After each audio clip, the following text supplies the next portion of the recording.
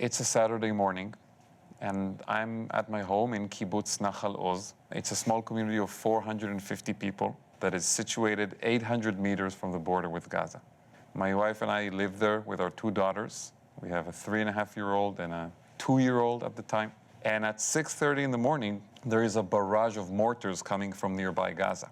Over the years that we have lived in Nahal Oz, we experienced, I don't want to say hundreds, but certainly high dozens of incidents like this, because Nahal Oz is part of the region of the Gaza border that has been bombarded by Hamas for more than 2 decades now. When they fire mortars in our direction, you have 7 seconds to reach shelter. We're not scared, we just do what we have to do. We run to the safe room, and in that safe room, our two daughters are sleeping, because what most families in this part of Israel do, they turn that safe room into the children's bedroom. And then if there's a siren at 6:30 in the morning, indicating a mortar about to land, the parents run to the children and not the other way around. And after 7 a.m., we begin to hear something different. We begin to hear automatic gunfire. And that has never happened to us before. And we hear 5 people outside our window shouting in Arabic, a language that I understand, and firing bullets through the big window into our living room, trying to break the glass and the blinds so they can come in. My wife and I try to keep the girls calm so that they don't panic and don't start shouting or yelling, because then the terrorists will hear us. With my phone, I call my parents who live in Tel Aviv. My father is a former retired general in the Israeli military. I just wanted to inform them of what was going on. But I also wanted perhaps that my father would be able to call some of his friends in the military and alert them to this reality that the terrorists are inside Nahal Oz. And indeed, for several minutes, that's what he tried to do. And that's when my parents say, okay, nobody's answering. There are terrorists inside the kibbutz, and they just decide to go there. From Tel Aviv to the Gaza border area, usually, is a drive of 1 hour and 10 minutes. And they took a pistol. My father took the pistol. My mom said, I will drive. And they just got on their way. But it didn't take them 1 hour and 10 minutes on that day. They start driving south. They're alone on the road. There are rockets flying above their heads, being shot towards central Israel. And they see 2 police cars basically blocking the road, and police officers taking firing positions behind them.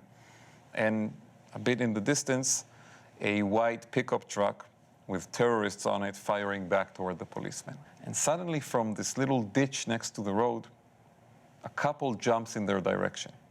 And they look very scared. And what's weird to my parents is that they are dressed in party clothes. And this is a couple that was at the Nova Music Festival. The terrorists had come there, and they slaughtered 300 people in that music festival. We know that terrible, terrible And this story. couple managed to escape. And my parents took them into their car. But then they had to get them out of there. So they turned around and they took them to Ashkelon, which is a bigger city about 20 minutes away. Later in the day, they got delayed again and again. There were checkpoints. There were battles on the road. They had to navigate around dead bodies that they were seeing on the way. And at some point, they had to evacuate 3 injured soldiers from a battle that my father had participated in on the road leading to our kibbutz. During that battle, he ditched the pistol and he took the M16 of a dead soldier. Oh my God. After evacuating these soldiers, around 1:15, he finally made it to our kibbutz. They left home at 7:30. When he arrived to the kibbutz, there was a group of soldiers, and he joined them. And they joined forces with a small group of defenders, and they began to scan the kibbutz from house to house, looking for survivors, looking for terrorists to kill. Our home became somewhat of a refuge for people from all of our neighborhood. And in the coming hours, we had 40 people. It was a very different situation. In the morning, we were all alone in the dark with the girls. Must have been comforting in some way to be with all those people, or was it just In one way, it was comforting, but it was also very sad, because when the neighbors began to arrive, we started hearing what had happened. You know, in the house in front of me, my neighbor was killed. He was a hero. He died in battle against the terrorists. I write about him in my book. gates of Gaza. What's his name? Ilan. So those were very difficult hours. And around 11 p.m., we were all evacuated out of the community on a bus. And we left basically seeing it on fire behind us because the terrorists had set fire to our cow shed.